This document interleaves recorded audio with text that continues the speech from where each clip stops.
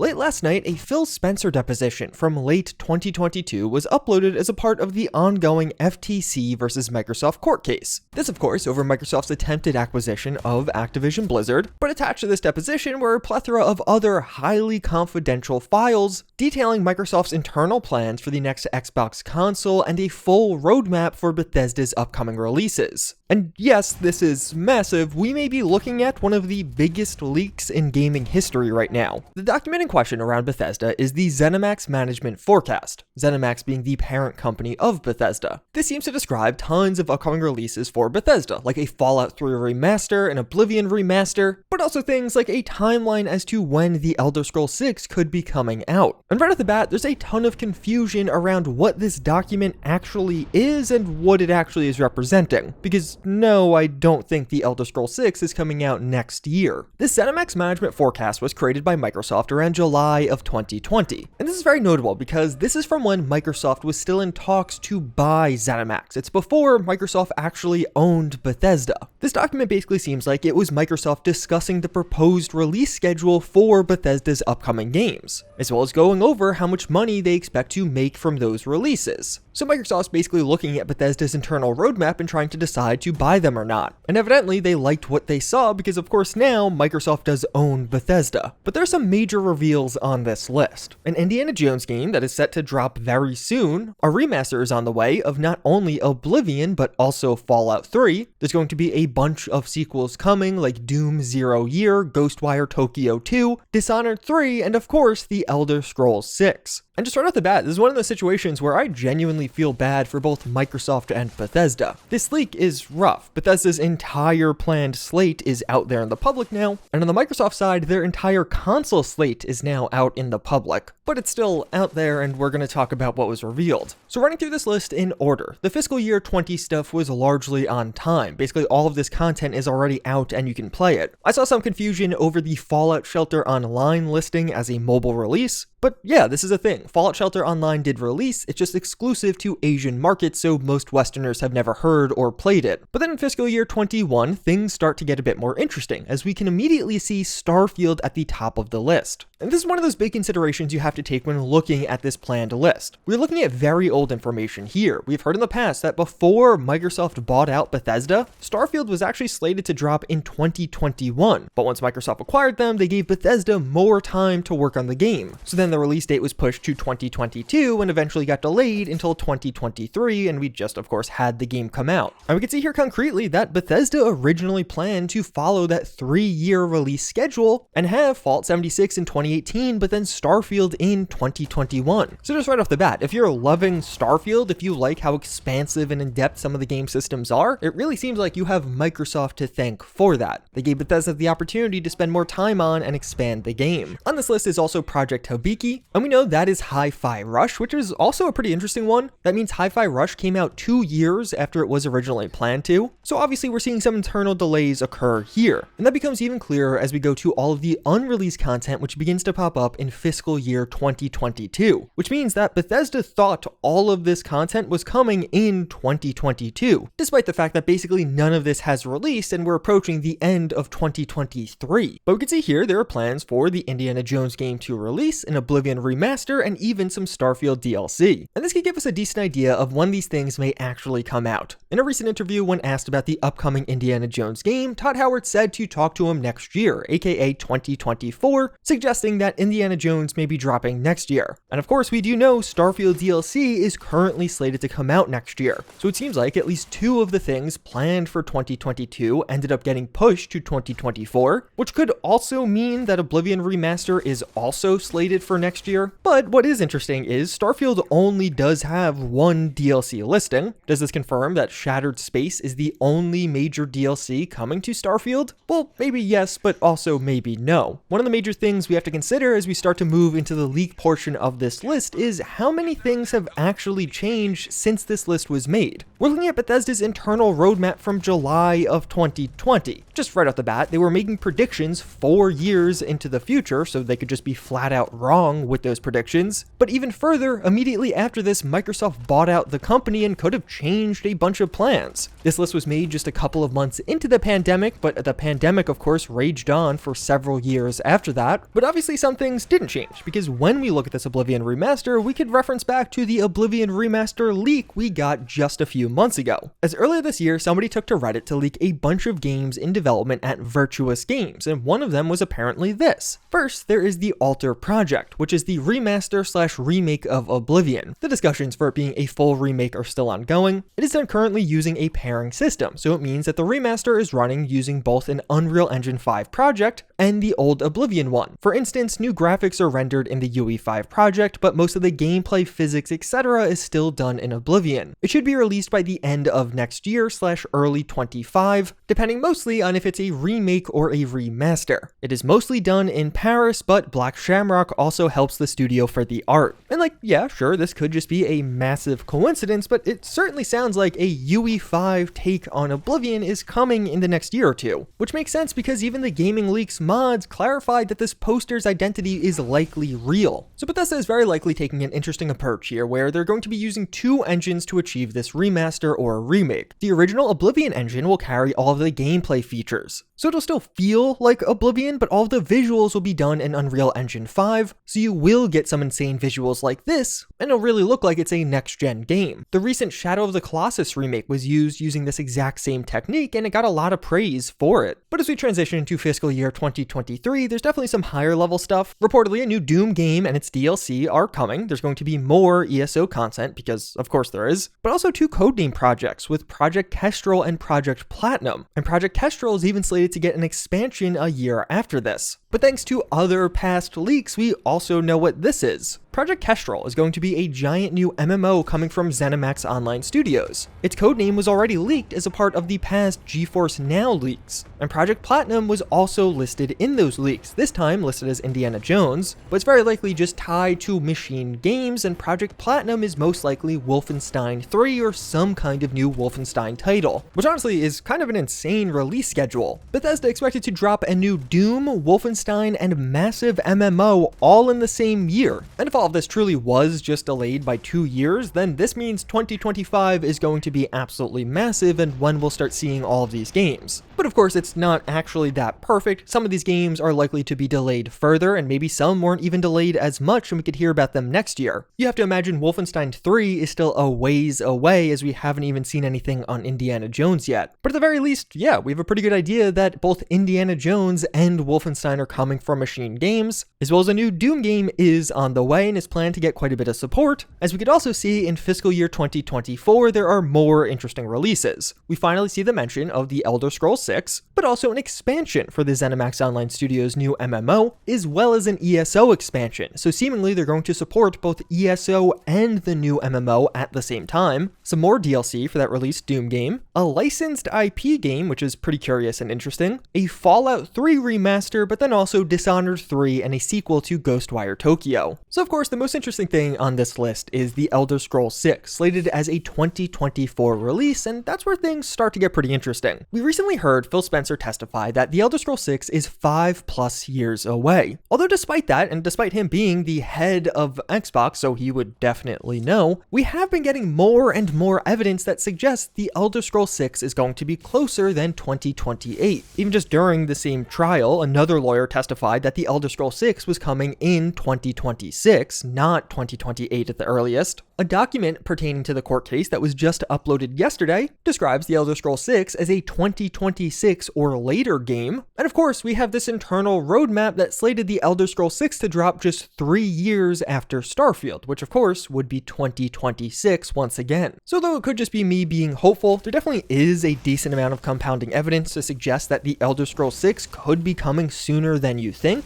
And honestly, that wouldn't shock me. Bethesda went through the massive engine overhaul already. We got that with Starfield. And although there'll likely be even further improvements, they've also surged to 500 developers with Starfield, compared to nearly 100 at the time of Fallout 4, so a quicker game release and turnaround could make sense here. As of right now, it's really just Phil Spencer claiming that the Elder Scrolls 6 is over 5 years away, and he also claims to be unsure of whether it'll be on PlayStation, despite the fact that some documents also list the Elder Scrolls 6 as being on PC and Xbox only. But at the the end of the day, it's really Phil Spencer who decides this stuff, so it's hard to ignore what he says. But either way, I wouldn't be shocked if we do start to hear about The Elder Scrolls 6 in the next couple of years, which is very exciting as a Bethesda fan. Most of the other content in here just makes sense. It's nice to see Dishonored 3 was planned at some point. Hopefully this will be a redemption after Redfall. The Fallout 3 remaster could also have an interesting developer, as there were some rumors that inXile is working on a Fallout game. inXile's next game is Clockwork Revolution, we know that. But in 2021, we heard from Dealer Gaming that they were working on 2 Unreal Engine 5 games, and the second one was Fallout. 2 unannounced Unreal Engine 5 RPGs from inXile, and I've heard at least one of them is Fallout. So at the time, in 2021, Fallout in Unreal Engine made 0 sense. But what if it's a remaster of Fallout 3 using that same dual engine technique, and Unreal Engine 5 is really just for the visuals, and the other half will be using Fallout 3's original engine with Gamebryo for gameplay systems, just like with the Oblivion remaster. We even just recently saw how inXile is working on some game with an established IP. That obviously isn't Clockwork Revolution, so maybe they really are working on Fallout. The problem with all of this is everything is so far out. When Bethesda created this document, that Fallout 3 remaster was still 4 years away. So this project could have just been scrapped or reworked entirely after the buyout. Microsoft may have given inXile the opportunity to create a proper Fallout spin-off instead, because inXile just working on a Fallout remaster feels kind of light. It feels like it's a larger studio than getting remaster work. So although a lot of people are just taking this list as fact now, like these are all the games we may be seeing, I wouldn't be shocked if a couple of these get mixed around or even canceled outright. And to me, the Fallout 3 remaster is definitely one of those that could have been canceled just because of how far out into the future it was. There's also that licensed IP game coming from Bethesda. There's a lot of rumors that this could be some kind of Star Wars related game or something to do with Lucasfilms, but of course, as of right now, we don't really know what exactly it could be. One of the other things worth mentioning are fiscal quarters. Technically here, what we're looking at are fiscal quarters. Microsoft does have a fairly weird fiscal quarter that begins in July. Technically, we're in Q1 of 2024 right now. So it's not entirely clear what these dates actually are. On the document, it lists fiscal quarters ending on December 31st, so perhaps it's just using regular years. But honestly, at the end of the day, a lot of these timelines are completely messed up anyway, so the exact month that these years are doesn't really matter. And yeah, that's Bethesda's entire planned roadmap, or at the very least, the next few years of releases are likely now revealed. It seems like the company will be very active with releasing major titles in the not so distant future. I have to imagine that summer showcase next year will be huge, with at least a couple of these being mentioned. And when it comes to Bethesda Game Studios specifically, it seems like they might have a really busy 2024. Looking at some major Starfield DLC, mod support for Starfield, but then maybe even an Oblivion remaster. A Starfield DLC coming out over the summer like they've done in the past with an Oblivion remaster in fall would definitely set them up for a very successful 2024.